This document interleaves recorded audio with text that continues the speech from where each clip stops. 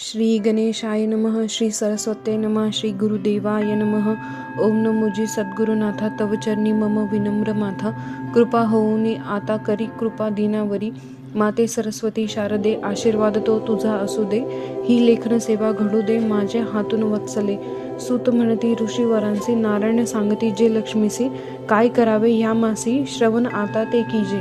Home हवन ध्यान जप पूजा दान अथवा तप काहीतरी ते अल्प स्वल्प यथाशक्ती आचरावे. स्नानदान व्रत उपवास उपासना काही करा खास. तरीच प्राप्त होईल जीवास सुख आरोग्य सौख्यदा. असोनी शक्ती सामर्थ्य जो राहे उपासने विरहित. तो भोगी दुःख जीवनात यात नाही संदेह. तव लक्ष्मी झाली पुस्ता म्हणे अहोजी कमलापती. जे निर्धन दुर्बल जगती त्यांनी काय करावे. द्रव्य नाही दानासाठी शक्ती नाही यात्रेसाठी. अशांनी सुखप्राप्तीसाठी काय करावा उपाय. तव होऊनी कृपावंत काय बोलिले श्री भगवंत. ऐके सुंदरी देवनी चित्त त्यांनी काय करावे. जरी न द्रव्य पद्रास तरी कष्टवोनी देहास. घ्यावे साधू संत दर्शनास सेवा त्यांची करावी. देही कष्ट करवेना वाचतान ये पोथी पुराण. तेने ये मासी जाना गोमाता पूजावी. अधिक मासी पहाटे उठावे उष्ण शीत स्नान करावे. देव दर्शन पूजन करावे घ्यावे दर्शन गायीचे. गोमाता ती अतिश्रेष्ठ 33 कोटी देव उदरात. तिची पूजा दर्शन नित्य घ्यावे या मासात. गोपूजन आणि दर्शन गोमातेस घास भरवून. पदरी जोडावे ब्रह्मपुण्य. उपाय सुलभ हा सोपा अवघ्या त्रिभुवनात. गौतमी ऐसे नाही दैवत. ती देत असे दुग्धामृत पूर्णान्न जे श्रेष्ठ बा. गोमय सडा सम्मार्जन ऐसे सजे जे का अंगण. तये गृही लक्ष्मी निवास दुःख दरिद्र न राहे. जैसे पुण्य गोपूजनाचे तैसेच असं गोदानाचे. हे काम असे धनिकाचे त्याने अवश्य करावे. तेने सपत्नीक ब्राह्मण गृही आणावा पाचारून. त्याचे करुणी पाद्य पूजन गोदान त्याने करावे. सवत्स धेनुदान करावी. वस्त्रे अलंकारे सजवावी. भावभक्तीने पूजावी. गळा घंटा बांधून. पुरुष अथवा नारी जो का हे गोदान करी. तो पुण्याचा होई अधिकारी. जगी आचरता हे व्रत. मात्र कोणतेही दान करिता अहंकार न यावा चित्ता. मी दाता हा भाव जागता क्षय होई पुण्याचा. साक्षेप नसावे पूजन निरपेक्षते करिता दान. मी तयावरी संतोषून कृपा करी निरंतर.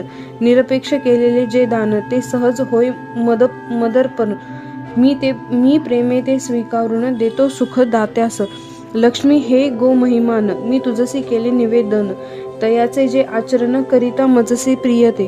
तेव्हा लक्ष्मी म्हणे केशव गो महिमा वर्णिला बरवा. आता संदेह निरसावा जो का माझे मनात. गोमाता जरी पूजनीय असे जरी ती वंदनीय. तरी सांगा मुखे गाय अपवित्र ती कैसी. सांगती तेव्हा नारायण गाय पवित्र शरीरान. परी अपवित्र ती मुखान. कारण शिव शापतो. काही कारणे गोमातेला महादेवांनी तो शाप दिला. ती कथा लक्ष्मी मातेला सांगू गेले भगवान. प्रिये कोणे एके दिवशी सवे चतुरानना घेऊनी. गेलो आम्ही कैलास भुवनी. सदाशिवांचे भेटीस. तेथे वार्तालाप चालता. श्रेष्ठ आणि योग्यता विषय तो पुढा येता. काय ब्रह्मा बोलिले मी सृष्टी केली निर्माण. तियसी रक्षितो नारायण. ती आहे म्हणून भगवान शिव तिथे सहारी. ब्रह्मदेवाचे हे वचन अहंकारी कानी ऐकून. शिव म्हणती तया लागून. तुम्हीच श्रेष्ठ खरे की. प्रथम तुमचे नाव येते मग विष्णू मग आमुचे येते. तरी श्रेष्ठत्व खरे कुठे ते. द्यावे कोणा सांगावे. तुम्ही विश्वाचे जनक नारायण ते संरक्ष. आम्ही फक्त संहारक स्मशानवासी बैरागी. आमुचे माथी नाही मुकुट शंख चक्र नाही करात.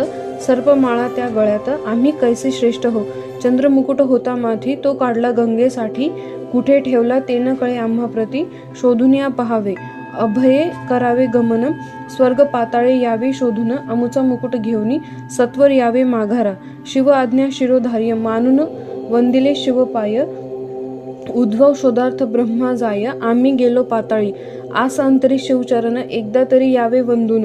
सप्त पाताळ केले शोधन तरीही ठाव लागेना. होऊनी या शरणागत परतोनी या कैलास प्रत. वंदोनी तो शंभुनाथ पायापाशीच बैसलो. असमर्थता मान्य करुनी आम्ही धरिले शिवचरण. शिवसन्निध्य साधून निवांतची बैसलो. तिकडे ब्रह्मदेवे काय केले, स्वर्ग 21 शोधले, परी मुकुटाचा ठाम ना कळे. परतत असता माघारी कटुबुद्धी सुचली त्यासी. सवे धेनू केतकीस घेऊन आला साक्ष देण्यास. मुकुट पाहिला म्हणून ब्रह्मा येऊनी कैलासी. काय म्हणे सदाशिवासी, मी पाहिले मुकुटासी. साक्षीस असती या दोघी.